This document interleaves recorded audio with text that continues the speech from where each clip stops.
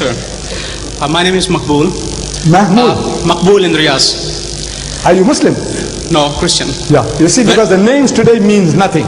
Yeah. You know, I tell you, most deceptive, most deceptive. Yeah. I have come across names, Major Nasir, you think he's a Muslim, and you're talking about a Muslim, but he's a Christian. He is the Adu Allah wa Adu Akum. The greatest enemy is trying to steal your children, but you think he's your brother. Ahlan wa sahlan. Go ahead. Okay, Makbul in Riyaz. Makbul. Yeah. Sir, when you opened your talk, you opened with derogatory remarks regarding those three gentlemen. A man of your stature, do you think it behoves? What rationale do you have talking about a fellow man like that? Then also... Well, wait. Yeah. You asked a question, one question at a time.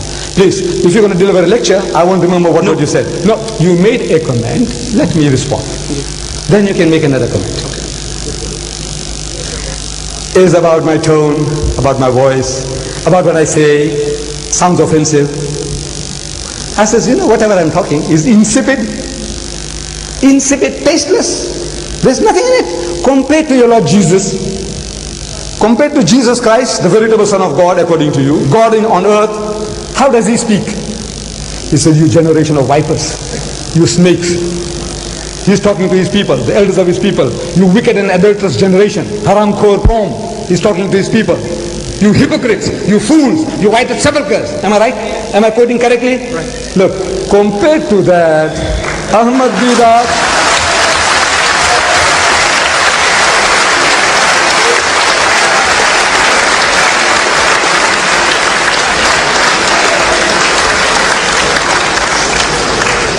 compared to that, I don't know how many marks you're going to give me for virulence. How many? Compared to Jesus? 0. Right, next question. Okay, I read in the newspaper the other day, only during this week, somebody called, supposed to be a Muslim scholar, said that St. Paul is Satan. I don't think any Muslim scholar or yourself would call anybody, any man from any religion whom we honor or they honor as one of the saints or as one of the apostles.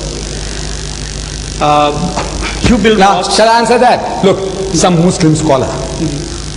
I am not doubting your veracity.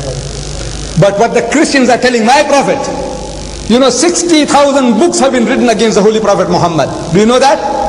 60,000. Let me read it to you. This is your publication. This is your publication.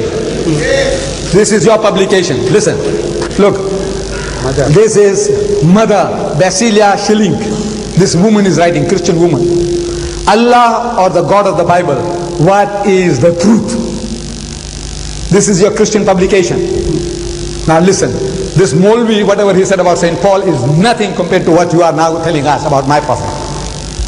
You see? It says, thus the two figures, Muhammad and Christ, are the greatest contrast imaginable. Jesus represents love and peace, whereas Muhammad stands for hatred and strife.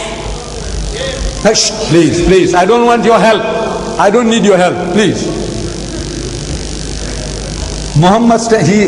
Jesus represents, he is the lamb. Oh, Jesus is the lamb. Garib Allah ki gaay, bakri bachka.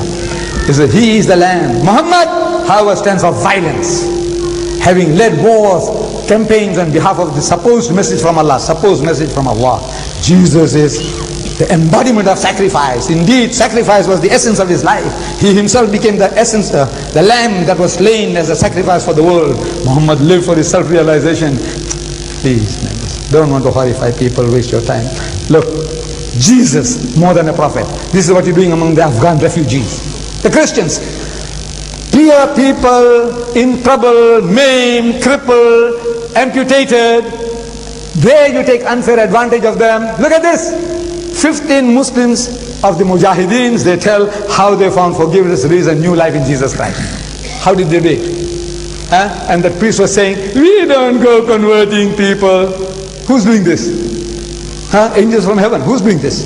Look at this. Okay, sir. You speak about evangelizing. Look, the Great Commission. You. So you and the Muslims. You means the Christian. You. This is the Great Commission. What he says. Look at this. On the way to the cross, your ship, good ship, Logos, going and harassing my people all over the world. There are 100 books here. What you are doing to us, what we have done is, God is my witness, is really nothing. Is insipid. You see? So now you are behaving like a virgin, a little girl, you know, like a little girl who has been unjustly treated somehow. When the Christians, what have you done? What did you do to the people in the Philippines? What do you do to my people all over the world? And you are talking like lambs. You know, I said, look, we mean no harm. You conquered the whole of Africa. You conquered my nation here. This subcontinent, and you enslaved us for 150 years. No? You Christians, no?